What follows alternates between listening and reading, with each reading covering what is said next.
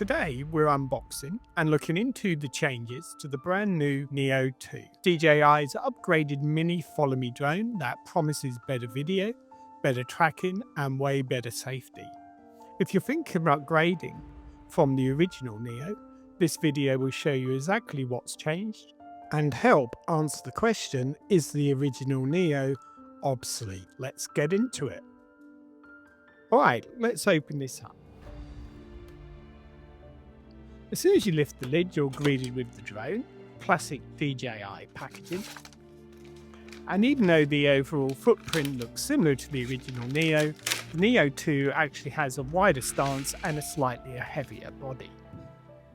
We get the usual accessories: battery, USB-C cable, spare props, manuals, the basics. Nothing unnecessary, but everything you need to get flying. There are 3 standard buying options. The standalone Neo 2, no controller, designed for palm takeoff or app control. The Fly More combo, you get 2 extra batteries, the RCM3 controller, a 2-way charging hub, and the digital transceiver. And there's the Motion Fly combo, which swaps the RCM3 for the goggles M3 and the RC Motion 3 controller. Taking a closer look at the drone, the first thing you notice is a new lower profile and slightly larger propellers that help reduce high-pitched noise by a fraction and gives the drone better stability. DJI also added a new status display right on the body. This gives you quick info like mode, distance and angle, without needing to look at your phone. Small changes but really helpful in the real world flying. You now also get side controls, so you can change some of the settings like follow distance and angle without connecting your phone. And the new transceiver, which you'll need if you want to connect to a controller. I have a slight issue with this, but we'll get to that in a bit. Now let's talk about the camera, because this is where most of the big upgrades happen. The Neo 2 uses a 12 megapixel half-inch sensor, same size as the original but now with a faster f2.2 aperture, letting in more light, and according to the specification also has a larger ISO range. And the big headline feature, now you get 4K at 60 and 100 frames per second for slow motion. That's a huge jump from the original Neo, which topped out at 4K 30 frames per second.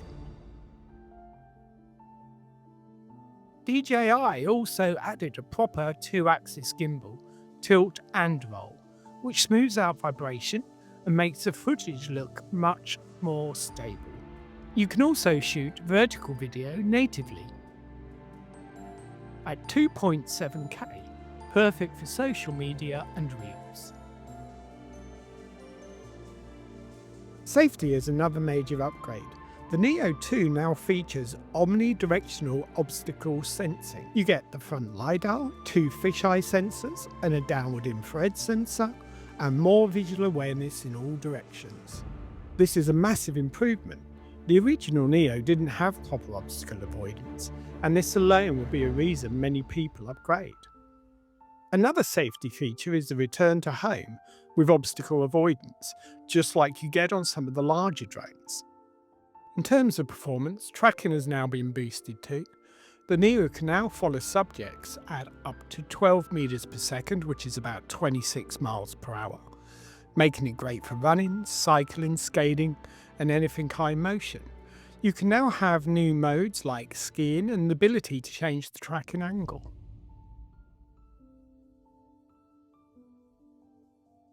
And also now gesture controls. Wind resistance has improved, flight time sits around 19 minutes, and overall heat management is better. It feels like DJI designed this version to be more reliable for outdoor action. You also have the option in the app of selecting what tracking options are available on the drone when using palm takeoff modes. So you don't have to scroll through all the tracking modes, only the ones that you want. Another big win is storage. The Neo 2 now has 49GB of internal storage. That's more than double the original Neo's 22GB. That's a lifesaver when you're out shooting a lot of 4K 60. Transfer speeds over Wi-Fi have also been bumped, so getting clips off the drone is faster than before.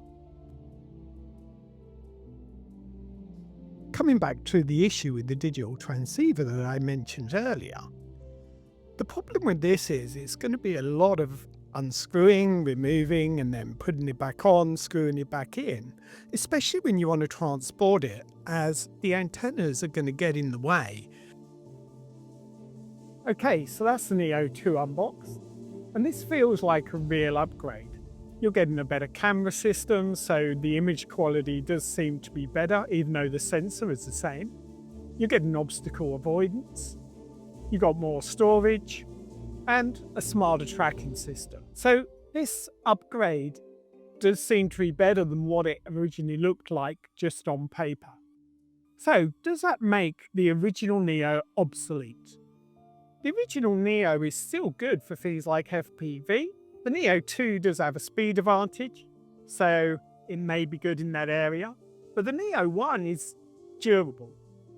I can't tell you how many times I've crashed it and it still survived. The Neo 2, I don't know how durable that's going to be, and only time will tell. With the Neo 1, I'm probably going to use it mainly now for FPV, and the Neo 2 for everything else. I will be doing a comparison video of all the features of the Neo and the video quality. So if you want to see that, don't forget to subscribe and hit the bell icon so you're notified when that is available. Thank you for watching, and I'll see you again soon in another video.